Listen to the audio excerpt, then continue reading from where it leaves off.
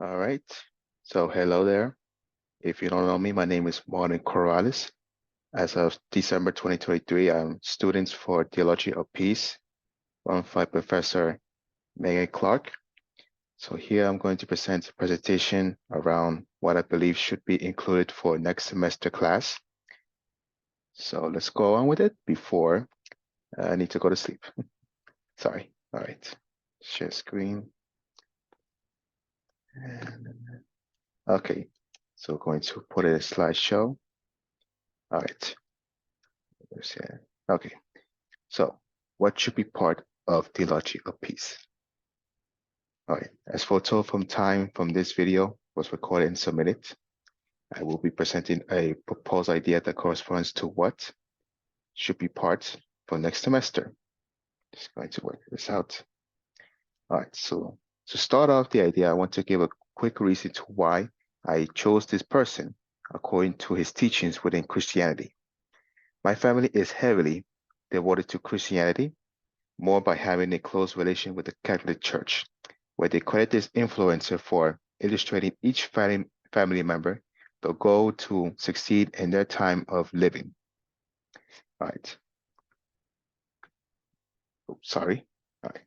So to start off, who is this man? His name is Rafael Garcia Herreros, and I believe he should be included as another figure who shined humanity to look deep into their beliefs so peace can be recognized. Born on January 17, 1909, and after studying at the Catholic Seminary of Pamplona, forgive me, Father Rafael Herreros organized El Minuto de Dios, translated Minute of God, where it was organized to fund for homes to be built for the poor in several neighborhoods of Bogota, the capital of Colombia. One of its peaceful methods was to evaluate the rich society to experience the poor society's way of living. This method was inspired from El Minuto de Dios, a 1-minute TV program when viewers were tasked to listen and pray their reflections about God every day at 7 p.m. Fun fact, some of my cousins have even met Father Herreros when they used to study in the organization's school in the late 1980s. Although I don't have evidence to prove like a picture, I do trust their encounters because based on Father Herreros, their beliefs seeks me to feel their impressions being devoted to the Catholic meaning of peace. Now to analyze what Father Garcia Herreros contributed to the peacemaking goal for theology, it has to do with the peace negotiations attempt that he contributed before his death. So quick background.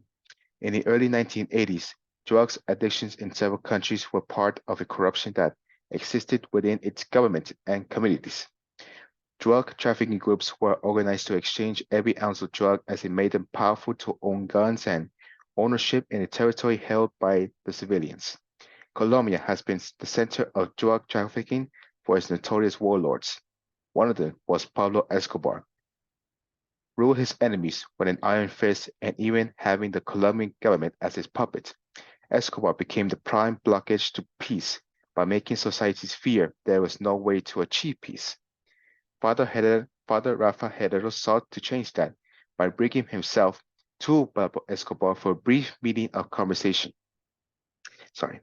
Their meeting was comprehensive as both men expressed their gratitude for hearing each other's understanding for their actions, while Father Herreros amplified Escobar to look deep toward what could be the outcome of his future.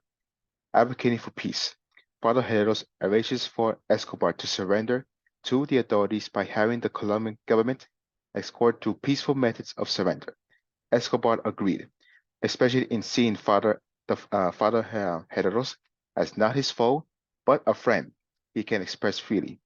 However, it will be months later that Escobar disowned his pledge to surrender. But this attempt itself was enough to benefit the public to seek for peace because they observed Father Rafa Herrero's heroic action to be side by side with a notorious criminal who has murdered many innocent lives back in the 1980s and beginning 1990s. So, and why this can interest students? According to the source of the rise of the charismatic Catholicism, Latin America began to formulate their Catholic teaching when they agreed to individual practice can enact more understanding for a person to answer its concerns within religion, as the Catholic Church valued having issues be resolved when one seeks freedom within itself. Father Rafael corresponds with his goal to enlighten the rich community by giving them activities in helping the poor through annual banquets. For example, he had wealthy Colombians pay for large sum of products like food, which involves bread and wine. In this process, it evaluates both societies to engage in a conversation in which one is active in front of an audience to freely express their beliefs within its view for the future, but it advocates for giving the poor a life they can develop with, since that activity helped pay for his many social projects, along then a community with hundreds of affordable housing units for Bogota. Now to evaluate towards the light, reflecting on God and humanity aids the communities to seek responsibilities we have to do within the homes we've been given. It is our job to make that home more open to the public when we know expression is how we can get to know each other better. That seeks us to rely on one another whenever we ask for. This is a straight example or the straight vision that Father Herreros has dreamed or has viewed as possibility for the future. Since Father Herreros' works rhymes with the lectures from Theology of Peace and how much he advocated for peace as his lifetime job, I would say Father Rafa Herreros belongs with the pacifism section, as I see the similarities between Dorothy Day and Martin Luther King Jr. on observing issues first and then let the mind speak freely for proper understanding to reflect on. To move ahead, I would say on behalf of my family's faithfulness, Father Rafa Herreros is the image for peacemaking to continue existing in Colombia, since corruption and the disrespecting within the society still makes many residents complicated to achieve free will. But the good thing is that his work inspired young people from his time to not be afraid to go and pray when his motive is pray on Semana de Santa, also known as Holy Week, sought the public to come together for peace because we all recognize ourselves as families of one home, one place given by God Himself. Now that I have given you a brief understanding about Father Rafa Garcia Herreros and his contribution to peace, I have to include a few useful resources that can help you answer any questions or assist you in expanding more of your beliefs about the work Father Herreros had dedicated for Colombia.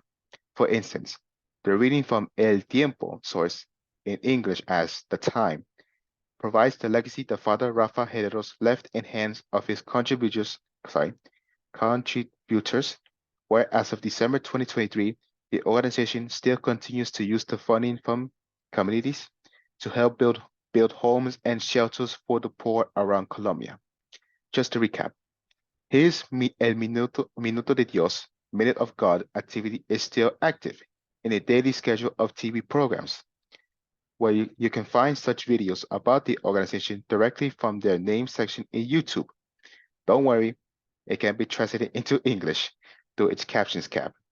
So, well, if any of you are Spanish speakers, you're lucky you can send. But English speakers, I mean, technology these days, thank God. Sorry. Where I can ensure the channel publish.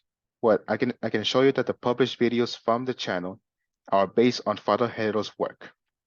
One example includes from this period, every December, activities are made to collect money to help the burial of Minuto de Dios, his home, Father Herreros' home from childhood, as his sources enough to build hospitals and everything that he collected to ensure it goes to fund and build homes for every person in Colombia.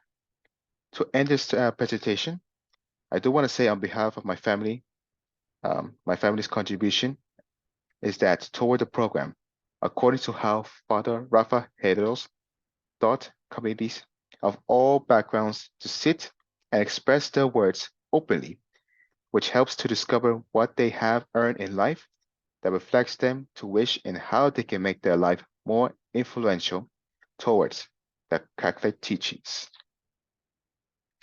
These are my sources, so 6 sources were required. Other than that, yep, it's going to stop share. Other than that, thank you so much for listening. Thank you for taking your time.